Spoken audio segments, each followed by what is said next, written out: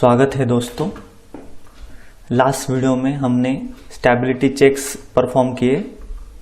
अभी इस वीडियो में हम रेनफोर्समेंट के डिटेलिंग्स देखेंगे। ठीक है, उसके लिए डिस्प्ले में जाके शो स्लैब डिज़ाइन इसमें जाना है। अभी इसमें मैंने जैसा कि लास्ट टाइम भी बताया था कि दो मेथड्स होते हैं, स्ट्रिप बेस्ड और फाइनाइट एलिमेंट बेस्ड।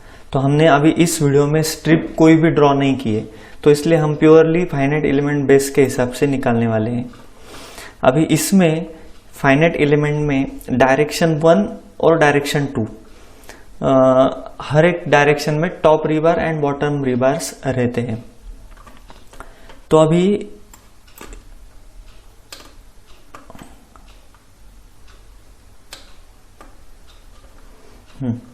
अभी हम क्या करेंगे, पहले बॉटम रिवर्स के डिटेलिंग देखेंगे। अभी डायरेक्शन 1 मतलब जो रिवर्स है हमें एक्स डायरेक्शन को पैरेलल यहाँ पे ले करने हैं, एक्स डायरेक्शन को पैरेलल। ठीक है, बॉटम रिवर्स। अभी ये बॉटम रिवर्स हमें कब निकालना है, जब हमारा, जैसा कि मैंने इधर यहाँ पे भी बताया था कि बॉटम रिवर्स के लिए नॉन लीनियर क्रैक्ड एनालिसिस हमें करना है और उसके बाद ये बॉटम रिवर्स निकालने हैं। ओके, तो अभी बॉटम रिवर्स के ऊपर मैं क्लिक करता हूँ डायरेक्शन 1 और अप्लाई करता हूँ और यहाँ पे क्लोज कर देता हूँ। अभी देखिए यहाँ पे ये कलर कोडिंग के हिसाब से यहाँ पे रिवर्स डिटेलिंग आ गया है। यहाँ पे जैसे मैं माउस यहाँ पे घुमाता हूँ तो यहाँ पे mm² पर मीटर यहाँ पे हमें रिबार का एरिया पता चलता है। ठीक है, अभी यहाँ पे एक चीज आप ऑब्जर्व करेंगे कि ज्यादा रिबार्स जो है वो हमें कॉलम के नीचे प्रोवाइड करना होता है, कॉलम के नीचे और शेयर वॉल के नीचे यहाँ पे ज्यादा एरिया प्रोवाइड करना होता है। और बाकी का जो बचा हुआ राफ्ट है वहां पे नॉर्मल रेनफोर्समेंट प्रोवाइड किया जाता है। जैसे कि यहाँ पे हम डालेंगे प्योरली, अगर देखो यहाँ पे जैसे कलर कोडिंग दिया है, अगर प्योरली ये कलर आता है तो वहां पे 0 रेनफोर्समेंट हो जाएगी और उसके ऊपर जैसे एज पर कलर कोडिंग बचता है तो उसके हिसाब से रेनफोर्समेंट प्रोवाइड करना पड़ता है हमें। अभी हम फिर से जाएंगे डिस्प्ले शो स्लैब डिजाइन में। यहाँ पे हम अभी डायरेक्शन 1 बॉटम रिबार देख रहे हैं, तो यहाँ पे मैं typical uniform reinforcing specified below ऐसा मैं डालूंगा। अभी बॉटम रिबार के लिए मैंने अभी यहाँ पे ट्रायल एंड एरर बेसिस पे यहाँ पे डालना है कैसा कैसा होता है। अगर यहाँ पे अभी 8 mm के 250 स्पेसिंग में बार आ रहे हैं, तो यहाँ पे मैं अगर समझो 8 mm के बजाय मैं अभी यहाँ पे 10 mm करके देखता हूँ पहले तो, और यहाँ पे 200 mm करके देखता हूँ। यहाँ पे अप्लाई। अभी देखो, अभी यहाँ पे ये कलर हो गया है, इसका मतलब वहां पे दिखा रहा है 0 mm² पर मीटर, यानी कि यहाँ पे कुछ भी रेनफोर्समेंट हमें प्रोवाइड करना नहीं है सिवाय 10 mm 200 के। 10 mm 200 का रेनफोर्समेंट प्रोवाइड करना है पूरे यहाँ पे, और बचा हुआ ये जो कलर है वहां पे हमें एज पर बचा हुआ जो कुछ भी है, समझो अभी मैं यहाँ पे लेता हूँ शेयर वॉल के यहाँ पे अभी देखो बॉटम में 3213 mm² पर मीटर। उसके बाद जैसे थोड़ा थोड़ा दूर लेके जाते हैं तब थोड़ा थोड़ा कम होते जा रहा है ये। तो इस तरह से यहाँ पे जहाँ रेनफोर्समेंट ज्यादा दिखा रहा है वहां उसके हिसाब से स्पेसिंग करके हमें बार एक्स्ट्रा बार्स वहां पे डालने। नॉर्मल बार जो है वो 10 mm के 200 mm सेंटर टू सेंटर पे पूरा राफ्ट में आएंगे अलोंग एक्स एक्सिस। जैसे कि अभी मैं यहाँ पे बताता हूँ, ये देखो अभी ये यहाँ पे हम bottom reverse direction 1 along x axis हम चेक कर रहे हैं। अब जैसा कि यहाँ पे एक सैंपल मैंने दिया हुआ है, इसमें ये जो ग्रीन कलर के जो रिवर्स दिख रहे हैं ये मैंने पूरे डाले हैं। समझो वो है 10 mm के 200 centre to centre. 10 mm dia के 200 सेंटर टू सेंटर यहाँ पे ये है। और ये जो रेड कलर के जो मैंने एक्स्ट्रा डाले हैं वो है एक्स्ट्रा वहां पे जहां पे वो एरिया हमें यहाँ पे दिखा रहा है। अभी जाहिर सी बात है कि यहाँ पे जो है यहाँ पे कम एक्स्ट्रा बार प्रोवाइड करने पड़ेंगे as comparative to this one.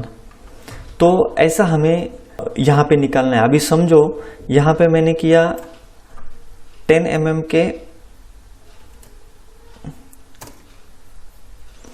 150 किया, जहाँ पे मैंने 10 mm के 200 पहले किए थे और मैंने अप्लाई किया। तो देखो यहाँ पे मैक्सिमम पोर्शन फिर से हमारा 0 दिखा रहा है। अभी सिर्फ यहाँ पे कुछ बचे हुआ है तो वहाँ पे वो प्रोवाइड करना होता है।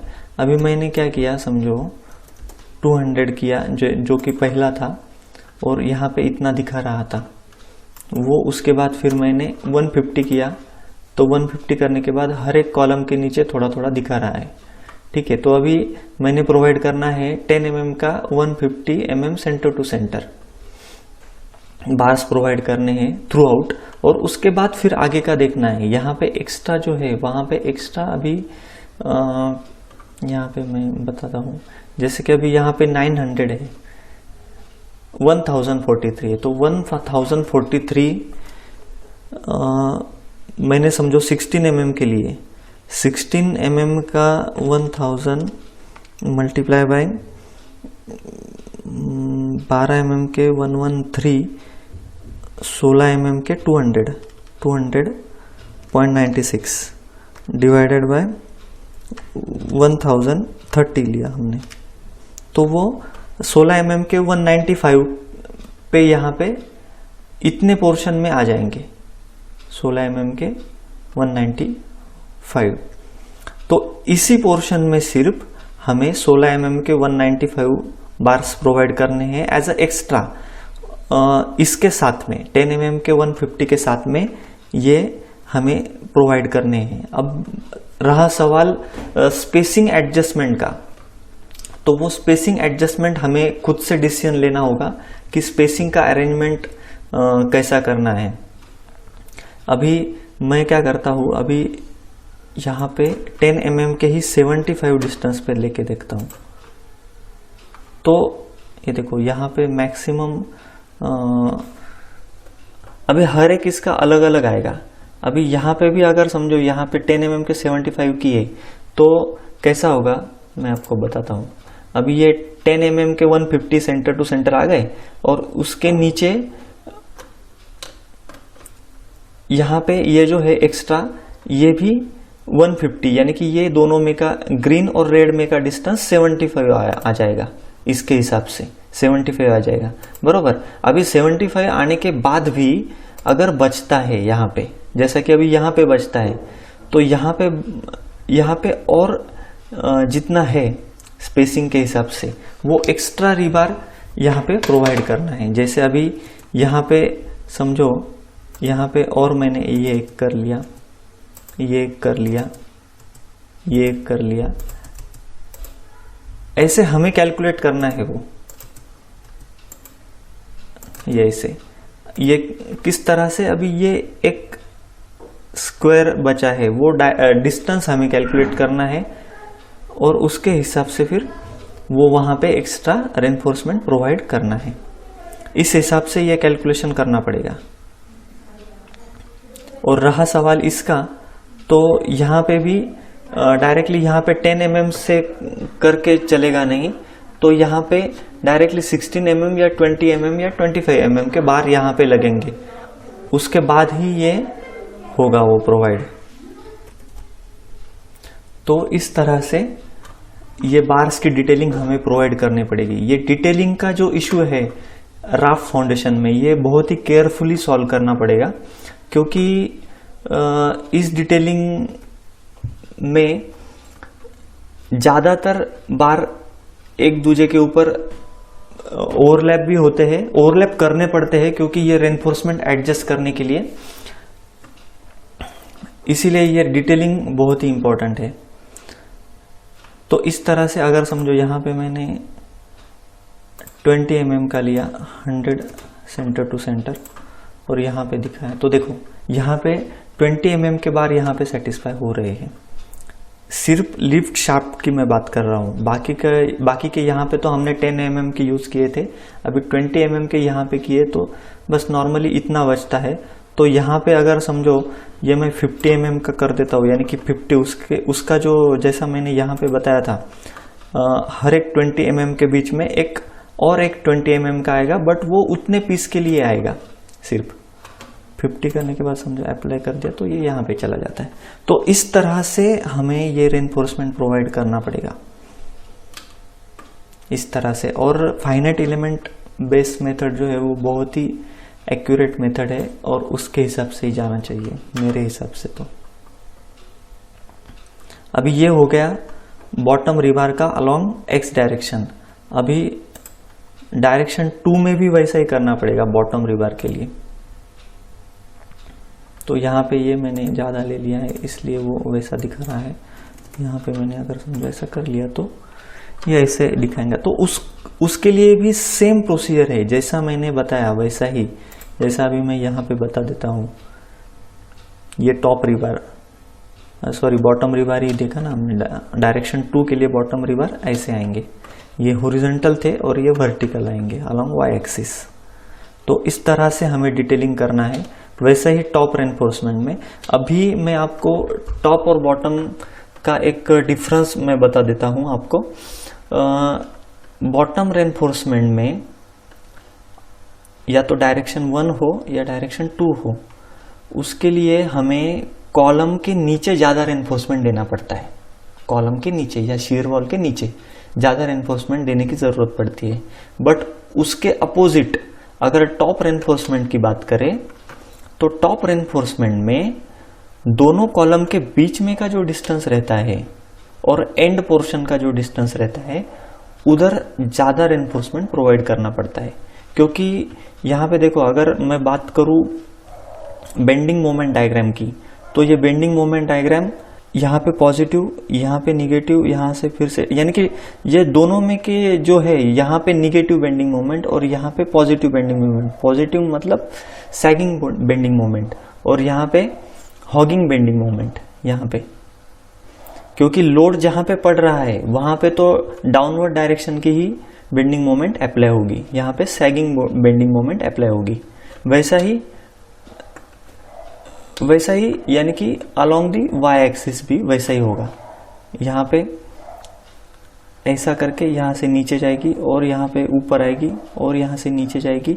जहाँ जहाँ कॉलम है वहाँ वहाँ वो नीचे जाएगी, यानी कि सैगिंग बेंडिंग मोमेंट यहाँ पे अप्लाई होगी।